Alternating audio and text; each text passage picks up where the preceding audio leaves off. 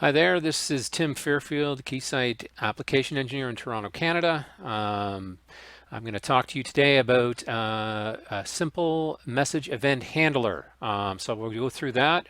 Essentially what this is when you're calling the compliance apps, the message event handler is what's called a callback. When you're talking to the compliance app, we'll launch that in a second. The compliance app has dialog buttons, and normally, I guess when we're going to go in here, we'll quickly go in here and launch one of these guys. So let's go to the FlexDCA applications. We're going to do the 802.3. So this automation will call this and then basically run it as if you're pressing the buttons on the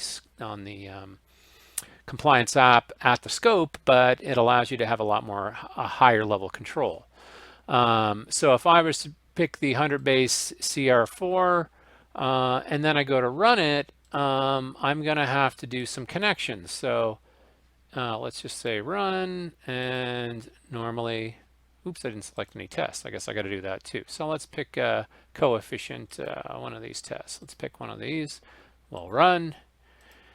Okay. And when you're running, this guides you through the connection and making changes on your DUT. You would have to either ignore these, press buttons, and complete. But when you're automating, you don't have the buttons there. The whole point is that you're going completely unattended. But there may be cases where you do want to have the DUT do something as well and have that kind of interlaced in your code. So I'm going to close this out. Basically, the message handler uses a port to communicate back to the host controlling machine. So we're going to stop the run here before we continue, and then we're going to kill that, and we're going to go out and we're going to call this directly. No, we do not want to save it, and we'll just get that back to there, and we'll give it a start. So this is the code in Python. I was provided this code by John DeRiggi in our call center. Did a great job here. This has been out for a while, but these are some of the things we keep available for customers to reuse. So this is something we can go through. So really, I mean, I have other code here that basically picks my instrument. I may talk to John's instrument or mine. Bunch of other code here that we don't really have to care about, and then it'll run through a bunch of tests. So we'll have another video on that possibly later on, but what I want to talk about is the event handler, because I have a customer that's interested in making some changes. He likes the automation for some of it, but there's some cases with his DUT that he wants to go in and change values when he has the opportunity to do so. And the way it works is the event handler is going to go in, and what we'll do down in the Python the run box, I guess, will be able to print what are the messages that are coming in and parse the string a little bit by using the split statement. That's kind of how it's handled. I've also written in my own code here to make sure we arrived at this message handler, just to show you that we did that. But it's not really that necessary, but it's just fun to see it. And then you can go through and either using you can do it by, this is one method. It's if and elifs based on this, or you could do, you could have a different way of iterating through any of the messages that are coming through, depending on what you want to handle them. And so in the case of you have to set DUT coefficients to a specific value, you can actually handle those and then have your DUT change, and maybe you have an Arduino or something controlling that DUT, for instance, and then make those coefficient changes, or you'd have code to drive that, and then that gives you the opportunity to make changes in your device, and in place that the code maybe doesn't obviously make sense. You normally would stop and do that manually, but here you want to automate it. So that's kind of what the idea is here. So what we're going to see is this will launch this application. So I have a name. I'm going to call the N108 IEEE, the app that we just called. When you are calling that from in this app, make sure you put the quotes have to be present in the name. So I put a single quote outside and then double quotes inside. That gives you the option to call that function, and that'll step through the code. Now, nothing calls this. This is called from the compliance app itself. It's data from the dialog box that gets sent back to the .NET handler, and that calls this. If it sees simple message event handler, it's going to execute this code every time it gets a message. So it's kind of like an interrupt, software interrupt, if you will. So let's give it a spin.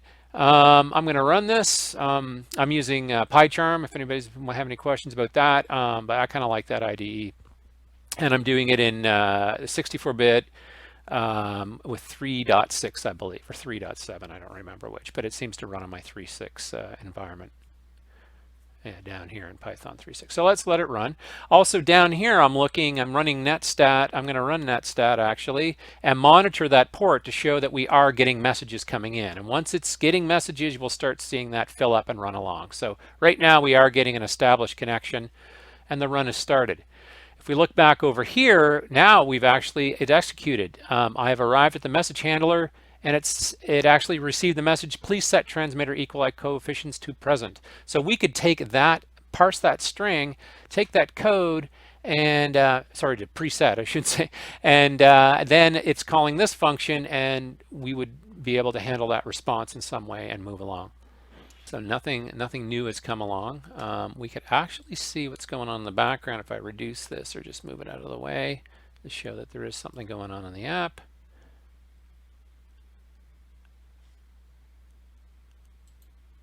Okay, we'll just leave that there. There we go. It's doing some processing on the code. There we go. Now we've got the next message. So it called the message event handler again, parsed it out, and this time it said, receive message, please set transmit coefficients. So into a specific C10 -1. This is your baseline. Okay, so this will give baseline measurements. So again, place code to set this is where you would actually stick your code in right in this point. So this response handles it, and then you place your code right here, and so forth. Again, nothing happening now. It was called another one already. We missed that one. I was talking, but so that's kind of how it works. So this code, I'm gonna, you can, copy this code. I'll see if I can place it in the, it might be difficult to do that, but you can email me if you want this code, play around with to do this. But yeah, arrived at the message handler. Now it's running this extra code. So this will run until it's completely done. And hopefully that gives a little clarity to how to deal with the message handler, but I would use this as a template. It's very well written. You can remove the things you don't need in here. You comment them out. Start your first one with an if. All the other ones are an elif. And comment anything in there that you don't need down below. And you're off to the races. And that's kind of how I would recommend dealing with that. And that's it.